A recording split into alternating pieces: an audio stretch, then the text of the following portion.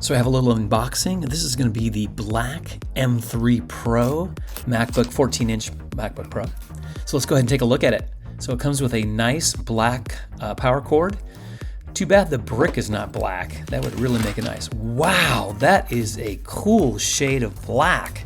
So this black is definitely different than the MacBook Air. I'm going to show you that in a minute. But wow, I really like this. This is more of a kind of a gray black, but it's a beautiful black. Kind of reminds me of the old kind of matte MacBook that they had years and years and years ago.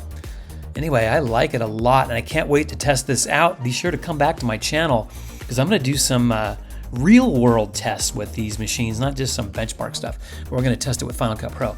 Okay, so here it is, and you can see I got the light a little bit closer so we can see what it looks like. And on the left there, I have the MacBook Air M2.